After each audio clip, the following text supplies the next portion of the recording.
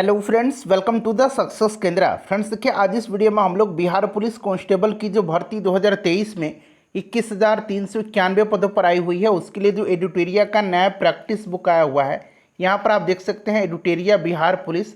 इसके set number 7 को हम डिस्कस करेंगे। इससे पहले ऑलरेडी मैंने आपको सेट नंबर 1 से लेकर के सेट नंबर 6 तक को पूरी डिटेल में एक्सप्लेनेशन के साथ कवर कराया हुआ है। अगर आपने इन सेट्स को नहीं देखा है तो ज़रूर देख लीजिएगा। इन सभी का लिंक आपको आज के इस वीडियो के डिस्क्रिप्शन बॉक्स में मिल जाएगा।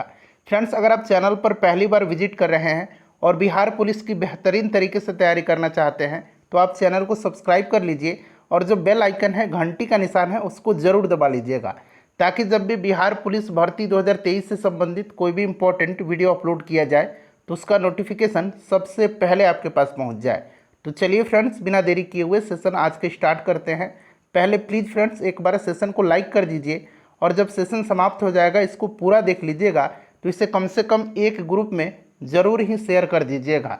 एडिटोरिया बिहार पुलिस प्रैक्टिस सेट 7 का पहला प्रश्न पढ़ेंगे। फ्रेंड्स देखिए, पहला प्रश्न है कि गोचर का विपरीतार्थक शब्द क्या है। देखिए, बहुत ही बढ़िया यह प्रैक्टिस सेट है। बिल्कुल बिहार पुलिस का जो पैटर्न होता है उसी पर आधारित यह सेट है।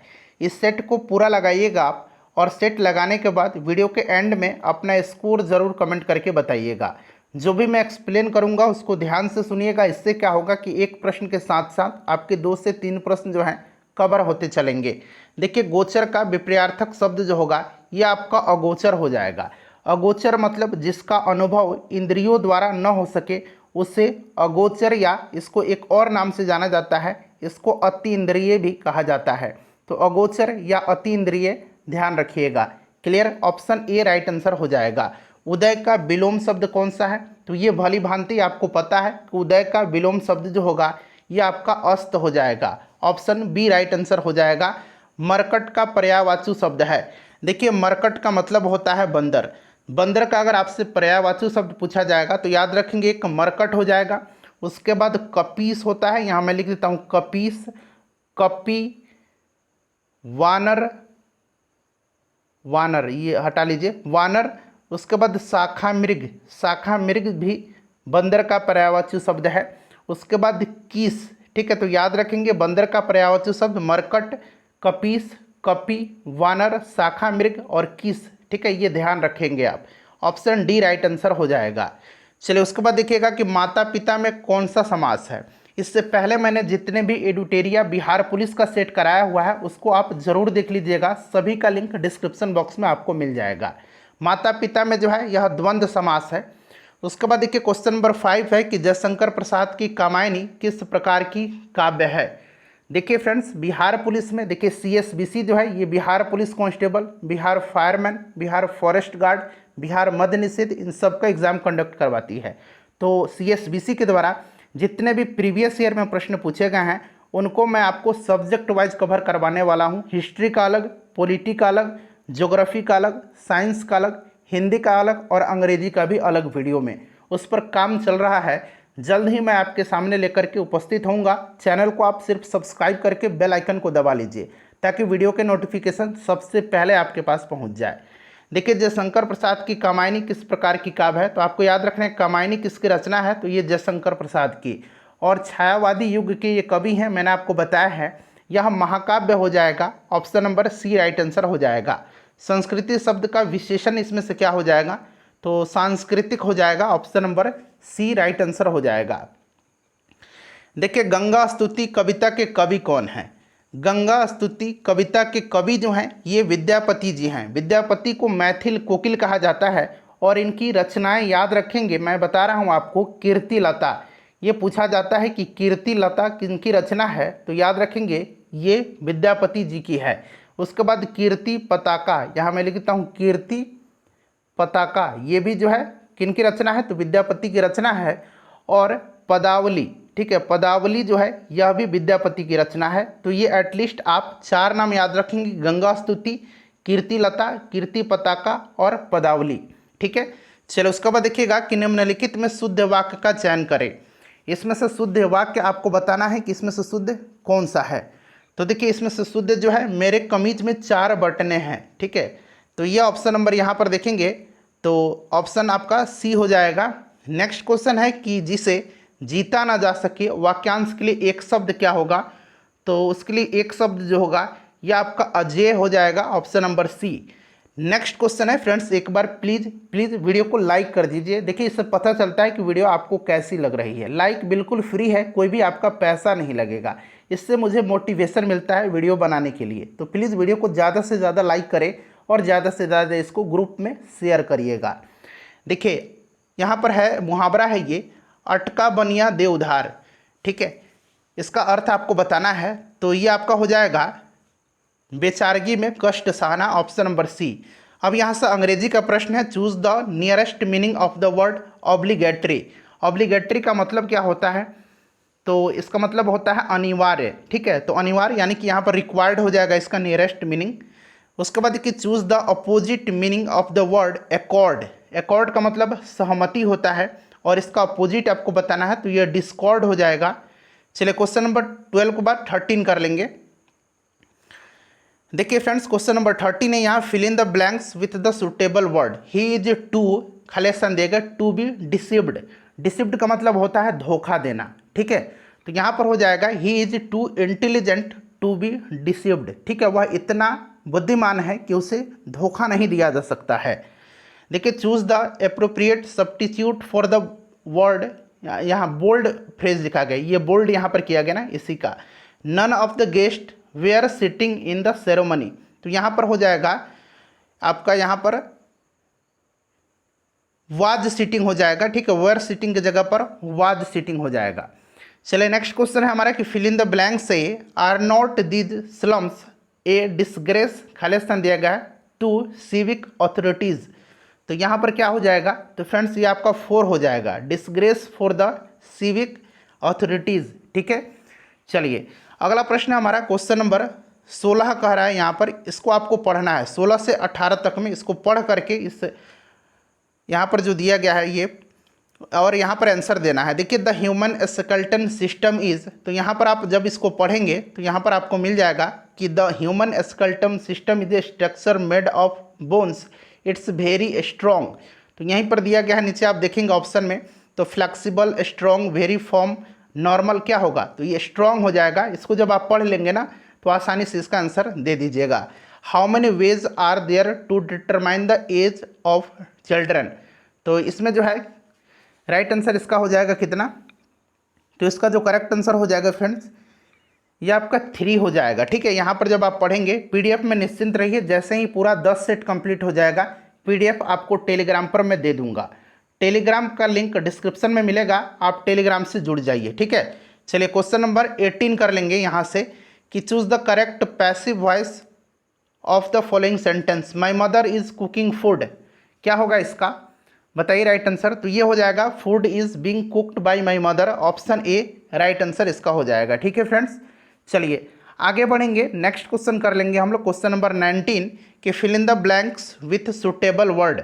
इसमें से सुटेबल वर्ड कौन सा है? खाली स्थान भरना है। ही डिड नॉट क्वालिफाई, खाली स्थान दिया गया है द जॉब, तो he did not qualify for the job हो जाएगा, ऑप्शन ए राइट आंसर हो जाएगा इसका। ठीक है, चलिए अगला प्रश्न है हमारा कि choose the correct option. One who loves book, one word substitution है, तो वन हु लव्स बुक ये आपका बिब्लोफिल हो जाएगा, option number B right answer हो जाएगा। यहाँ पर देखिए बिब्लोफोबी, ये बिब्लोफोबी जो होता है ये क्या होता है? तो इसका मतलब हो जाएगा कि जो बुक को हेट करता है, वन हु हेट्स बुक हो जाएगा। ठीक है, हेट्स बुक। पॉलीगॉट का मतलब क्या होता है? तो इसका मतलब होता है नोइंग और written in more than one language. ठीक है, एक से ज़्यादा भाषा में बोलना या लिखना, ये पॉलीगॉट होता है। चलिए अगला प्रश्न है कि लिथियम नाभिक में कितने प्रोटॉन होते हैं? तो देखिए लिथियम का एटॉमिक नंबर कितना होता है? हाइड्रोजन 1, हीलियम 2, लिथियम 3 होता है। ठीक है, तो लिथियम का कितना हो जाएगा? 3 इसका एटॉमिक नंबर है, यानी कि इसमें प्रोटॉन की संख्या इसके नाभिक में 3 होगा। ठीक है, चलिए उसके बाद देखिए ऑक्सीजन का परमाणु द्रव्यमान, परमाणु क्रमांक इसका कितना होता है? ऑक्सीजन का 8 होता है और परमाणु द्रव्यमान इसका 16 होगा। ठीक है, चलिए नेक्स्ट क्वेश्चन है हमारा कि कीटों का मनुष्यों, पर्यावरण एवं अन्य जीवों के साथ संबंधों का अध्ययन निम्नलिखित में से क्या कहलाता है? तो कीटों का अध्ययन जो है यह एंटोमोलॉजी कहलाता है। और देखिए यहाँ पर माइकोलॉजी, तो माइकोलॉजी जो है यह किसका अध्ययन होता है? कवकों का अध्ययन माइकोलॉजी कहलाता है। और एक फाइकोलॉजी होता है, फाइकोलॉजी होता है, फाइकोलॉजी, यह शैवाल का अध्ययन कहलाता है। शैवाल का अध्ययन फाइकोलॉजी कहलाता है, कवक का अध्ययन माइकोलॉजी कहलाता है। यहाँ पर देखिए एंथोलॉजी है, यहाँ एंथोलॉजी बना लीजिएगा, एंथोलॉजी यहाँ बिंदु दे दीजिए। एंथोलॉजी का मतलब होता है फूलों का अध्ययन, इसको फ्लोरिकल्चर भी कहा जाता है, ठीक है। चलिए, ऑर्निथोलॉजी के अंतर्गत पक्षियों का अध्ययन किया जाता है, बर्ड्स का, पक्षियों का। ध्वनि तरंग की उत्पत्ति और संचरण के अध्ययन को क्या कहा जाता है? बताइए, राइट आंसर इसका क्या हो जाएगा? तो फ्रेंड्स, इसको हिंदी में ध्वनिकी कहा जाता है। हिंदी में इसको क्या कहेंगे? हिंदी में इसको ध्वनिकी कहेंगे। और अंग्रेजी में इसको कहा जाता है, यहाँ मैं लिखता हूँ अंग्रेजी में, एकॉस्टिक्स, ठीक है। तो यहाँ पर देखिएगा एकॉस्टिक्स यहाँ पर दिया गया है, ऑप्शन सी इसका राइट आंसर हो जाएगा। क्लियर है? ध्यान रखेंगे, ऑप्टिक्स जो है, ऑप्टिक्स प्रकाश की प्रकृति और उसके गुणों का अध्ययन ऑप्टिक्स कहलाता है। नेक्स्ट क्वेश्चन हमारा कि मच्छरों द्वारा फैलने वाले रोग कौन है? मच्छरों के द्वारा जो फैलता है इसमें से रोग कौन सा हो जाएगा? तो यहाँ पर देखिए मलेरिया, डेंगू और चिकनगुनिया, यह मच्छर से फैलने वाले रोग हैं। नेक्स्ट क्वेश्चन है कि एक व्यक्ति के मसूड़ों से खून निकलता है, उससे थकान महसूस होती है, यह किस रोग का लक्षण है? तो फ्रेंड्स, यह स्कर्वी का लक्षण है। स्कर्वी जो होता है ये विटामिन सी की कमी से होता है। विटामिन सी का रासायनिक नाम ही स्कॉर्बिक एसिड होता है। बेरीबेरी जो होता है ये विटामिन बी की कमी से होता है, इसका रासायनिक नाम थायमिन होता है विटामिन बी का। रिकेट्स जो होता है ये बच्चों में होता है विटामिन डी की कमी से, इसका रासायनिक नाम कैल्सीफेरॉल होता है। और रतौंधी विटामिन ए की कमी से होता है, विटामिन ए का रासायनिक नाम रेटिनॉल होता है। ये चीज़ें मैंने कई बार आपको बताया भी है इसी सीरीज में। निम्नलिखित में से कौन सी बीमारी रुके हुए पानी से हो सकती है? हो सकती है यह बीमारी जो है इसमें से कौन सा है? तो फ्रेंड्स, ये मलेरिया हो जाएगा। ये मच्छरों से फैलता है, रुके हुए पानी में मच्छर पनपेंगे और इससे चांसेस हैं कि मलेरिया हो जाए, ठीक है, मच्छरों के काटने से। मादा एनाफिलीज जो मच्छर है, मादा एनाफिलीज, इसी के कारण जो है ये होता है। नेक्स्ट क्वेश्चन हमारा क्वेश्चन नंबर 21 कि वन के पारिस्थितिक तंत्र में कवक को किस समूह में रखा गया है? कवक को रखा गया है किस में? तो ये अपघटक में रखा गया। और अपघटक वे परपोषी जीव हैं जो मृत कार्बनिक पदार्थ या अपरदों पर जीवित रहते हैं और इनको मृत्योपजीवी भी कहा जाता है। इनको क्या कहा जाता है? मृत्योपजीवी भी कहा जाता है। कवक क्या है? तो यह एक मृत्योपजीवी है, याद रखिएगा, ठीक है फ्रेंड्स। चलिए क्वेश्चन नंबर 29 करेंगे, यहाँ से है। तब तक एक बार वीडियो को लाइक कर दीजिए जिन्होंने लाइक नहीं किया है। चलिए क्वेश्चन नंबर अब हम लोग कौन सा करेंगे? 29 करेंगे। यहाँ से है 29 फ्रेंड्स कि देखिए सजीवों में श्वसन से संबंधित अंग कौन सा है? तो इसमें से देखिए सजीव जो है श्वसन करेंगे किससे? तो गलफड़े, मछलियाँ श्वसन करती हैं। त्वचा से जो है केंचुआ, मेढक, मेढक जो होता है ना ये आपका त्वचा से भी श्वसन करता है और फेफड़ा से भी श्वसन करता है, दोनों से, ठीक है, ध्यान रखेंगे। तो ये आपका हो जाएगा ऑप्शन नंबर बी। देखिए वायुमंडल की ओजोन परत के क्षय होने का प्रमुख कारण निम्नलिखित में से कौन सा है? ओजोन परत जो है यह परावैंगनिक किरणों से हमारी रक्षा करता है और इसके क्षय का जो प्रमुख कारण है ये CFC है, क्लोरोफ्लोरोकार्बन, यानी कि option number B right answer हो जाएगा। नेक्स्ट क्वेश्चन है कि निम्नलिखित में से किसमें कार्बन की प्रतिशत मात्रा सबसे कम होती है? तो इसमें से किसमें सबसे कम कार्बन की प्रतिशत मात्रा होगी? तो फ्रेंड्स यह पिटुआ लोहा में होगी। पिटुआ लोहा जो होता है यह लोहा का सबसे शुद्धतम रूप होता है क्योंकि कार्बन की मात्रा इसमें कम है, इसीलिए ध्यान रखेंगे इसको भी। डेसिबल किसकी इकाई है? तो देखिए डेसिबल जो है फ्रेंड्स यह ध्वनि की तीव्रता की इकाई है। नेक्स्ट क्वेश्चन हमारा कि सूरज की सतरंगी किरणों में से किरणों को एक कांच के प्रिज्म से जब गुजारा जाता है, ठीक है, तो गुजार कर अलग करने पर सबसे पहले वैज्ञानिक कौन थे? तो आपने पढ़ा होगा कि प्रिज्म से जब श्वेत प्रकाश को, सूरज की जो सतरंगी किरण है उनको गुजारा जाएगा तो ये 7 रंगों में विभाजित हो जाती है, ठीक है फ्रेंड्स। और आपको पता है ना कि इसमें सबसे ज़्यादा तरंगदैर्घ्य लाल का होता है, सबसे कम बैंगनी का होता है, और सबसे पहले ये न्यूटन ने किया था, आइजैक न्यूटन हो जाएगा राइट आंसर। चलो उसके बाद देखिएगा कि खाद्य परिरक्षण में प्रयुक्त होने वाले अम्ल का नाम क्या है? तो ये बेंजोइक एसिड है, ठीक है, बेंजोइक अम्ल इसका राइट आंसर हो जाएगा। ऑक्जेलिक अम्ल टमाटर में पाया जाता है, एसिटिक अम्ल सिरका में पाया जाता है, और इमली और अंगूर में जो है टार्टरिक एसिड पाया जाता है, इमली और अंगूर में। और कच्चा जो आम होता है, कच्चा आम, उसमें भी टार्टरिक एसिड पाया जाता है।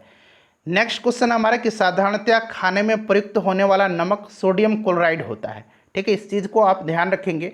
और सोडियम क्लोराइड NaCl जो होता है ना, ये उदासीन होता है, यानी कि इसका pH मान 7 होता है। इसे भी ध्यान रखेंगे। बेकिंग सोडा क्या होता है?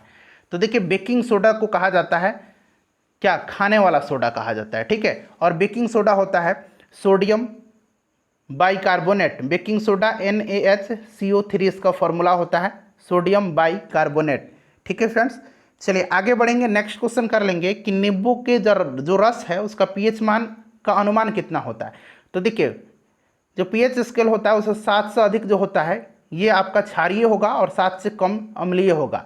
तो आपको पता है ना कि pH मान जो होता है नींबू का, ये लगभग रेंज जो है इसका 2 से 3 होता है। कहीं कहीं आपको 2.2 नींबू का pH मान देखने को मिलेगा, कहीं कहीं 2 भी मिलेगा, कहीं कहीं 2.3 भी मिलेगा। तो आप एक स्टैंडर्ड याद रखेंगे 2.2, ठीक है। तो ये अम्लीय प्रकृति का है, यानी कि 7 से कम होगा इसका आंसर, ठीक है। चलिए अगला प्रश्न है हमारा कि भारतीय संविधान के निम्नलिखित अनुच्छेदों में से कौन सा समान नागरिक संहिता से संबंधित है।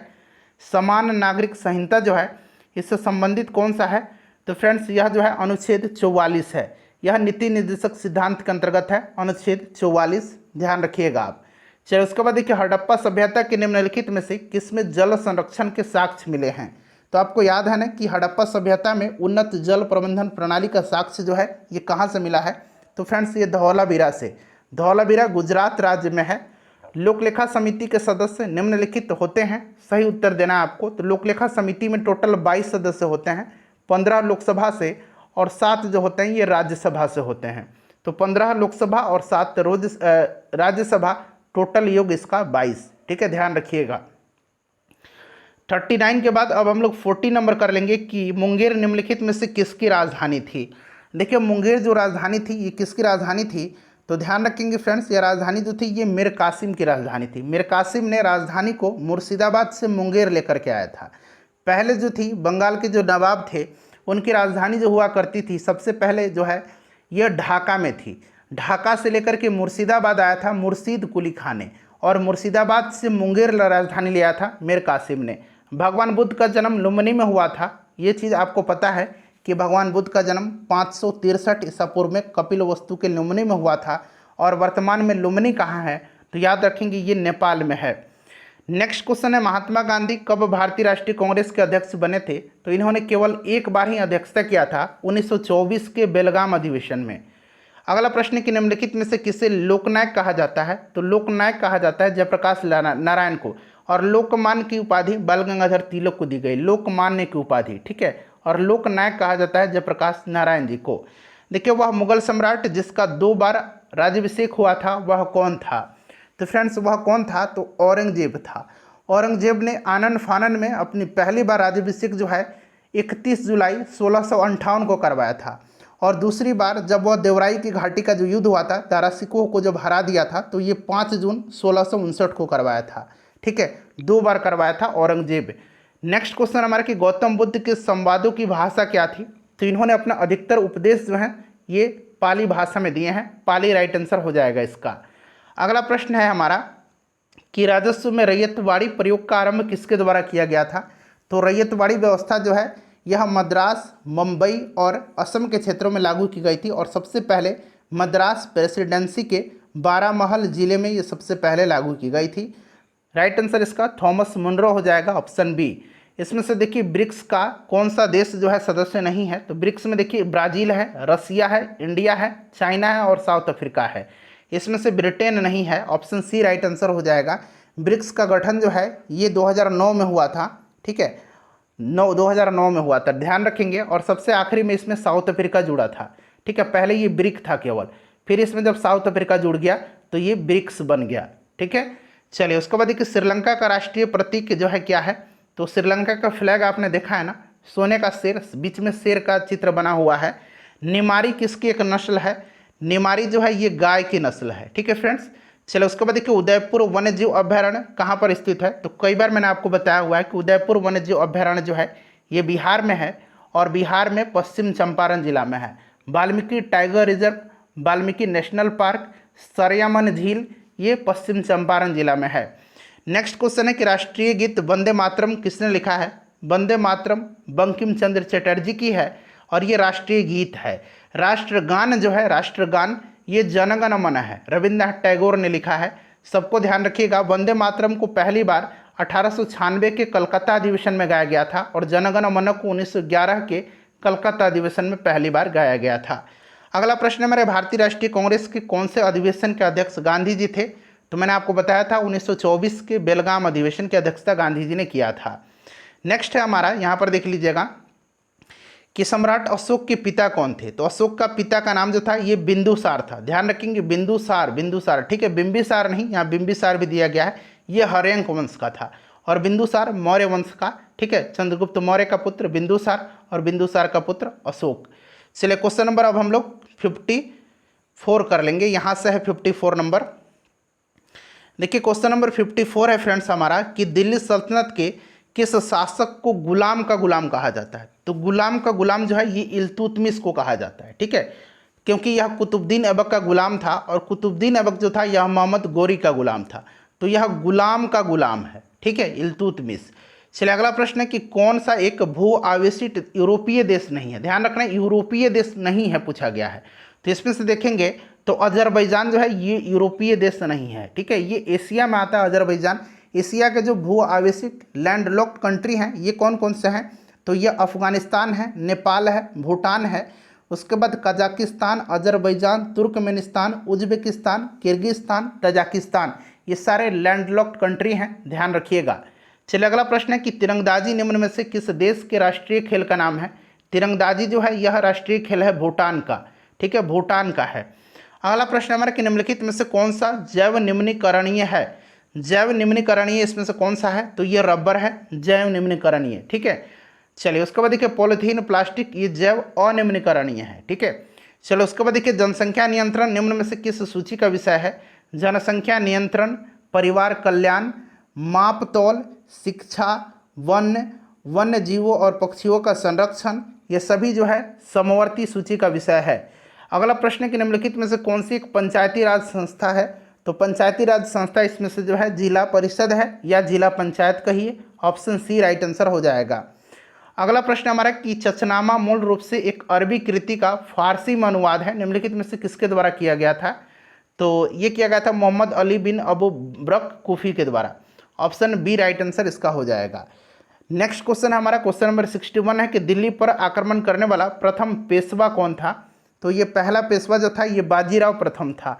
बाजीराव प्रथम था, 1737 में इसने दिल्ली पर आक्रमण किया था और उस समय दिल्ली का शासक मोहम्मद शाह था, मोहम्मद शाह, ठीक है, याद रखेंगे, मुगल बादशाह मोहम्मद शाह। राष्ट्रीय महिला आयोग की प्रथम अध्यक्ष कौन थी? राष्ट्रीय महिला आयोग जो पहला महिला आयोग था इसका गठन किया गया था कब? तो ध्यान रखेंगे 1992 में, ठीक है। और उस समय कौन थी पहली महिला अध्यक्ष? तो ये श्रीमती जयंती पटनायक थी। वर्तमान में कौन है राष्ट्रीय महिला आयोग की अध्यक्ष? तो वर्तमान में रेखा शर्मा है, ठीक है। चलो उसके बाद देखिए यहाँ पर मिलान करना है आपको, मिलान करके यहाँ पर लोकसभा सीटों का संख्या दिया गया है, बिल्कुल एक क्रम से है, ठीक है। तो महाराष्ट्र में 48, उड़ीसा में 21, केरल में 20 और गोवा में 2, तो 1 2 3 4 बिल्कुल एक क्रम से दिया गया है, ठीक है फ्रेंड्स। चलिए उसके बाद देखिएगा कि जनता दल यूनाइटेड पार्टी का गठन कब हुआ था? तो देखिए फ्रेंड्स हुआ था कब? तो 1999 में। 1999 में जनता दल एक सेकुलर बनी थी, ठीक है, जिसकी नेतृत्व जो है HD देवगौड़ा जी ने किया था, और दूसरा जनता दल यूनाइटेड जो कि शरद यादव की नेतृत्व वाली थी।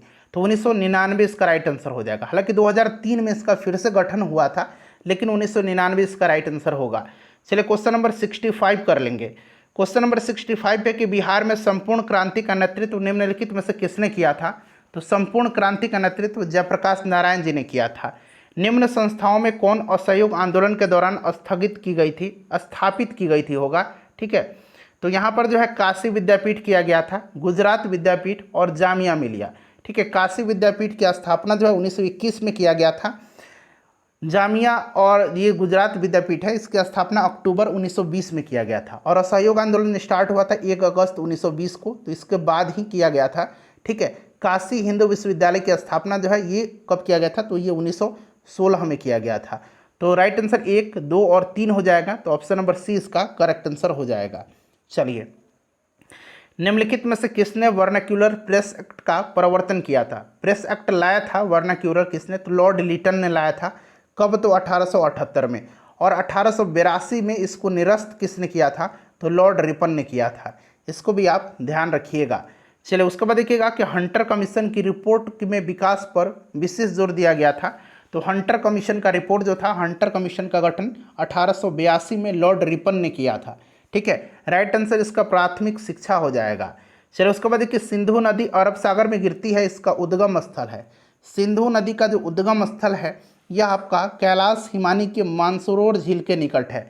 तो कैलाश हिमानी राइट आंसर हो जाएगा। मिस्र की नील नदी विश्व में सबसे, तो यह सबसे लंबी नदी है। ठीक है, सबसे लंबी नदी है नील नदी। नेक्स्ट क्वेश्चन है कि 28 फरवरी 2023 को विज्ञान दिवस मनाया गया, उसका थीम क्या था? 28 फरवरी को राष्ट्रीय विज्ञान दिवस, नेशनल साइंस डे मनाया जाता है और इसका थीम जो था इस वर्ष था global science for global wellbeing, यानी कि वैश्विक कल्याण के लिए वैश्विक विज्ञान। नेक्स्ट क्वेश्चन है हमारा कि फीफा फुटबॉल अवार्ड 2022 में किस खिलाड़ी ने सर्वश्रेष्ठ पुरुष फुटबॉलर का पुरस्कार जीता है? तो ये जीता है लियोनल मेसी ने। अच्छा, फीफा वर्ल्ड कप जो हुआ था जीता था कौन? तो अर्जेंटीना ने जीता था, इसको ध्यान रखिएगा आप। नेक्स्ट क्वेश्चन है कि प्रधानमंत्री नरेंद्र मोदी ने किस राज्य में शिवमोगा हवाई अड्डे का उद्घाटन किया है? तो इन्होंने किया है कहाँ पर? तो कर्नाटक में। अगला प्रश्न है हमारा कि हाल ही में वर्ष 2023 के मार्कोनी पुरस्कार से किससे सम्मानित किया गया है? मार्कोनी पुरस्कार जो है यह संचार के क्षेत्र में दिया जाता है और ये दिया गया है हरि बाल कृष्णन को। चलिए क्वेश्चन नंबर 75 कर लेंगे। देखिए फ्रेंड्स, क्वेश्चन नंबर 75 यहाँ से है कि क्रिकेट में T20 प्रारूप में, ठीक है, क्रिकेट की T20 प्रारूप में जो है सबसे अधिक विकेट लेने वाले गेंदबाज हाल ही में कौन बने हैं? तो ये बन गए हैं साकिबुल हसन, ये बांग्लादेश के हैं।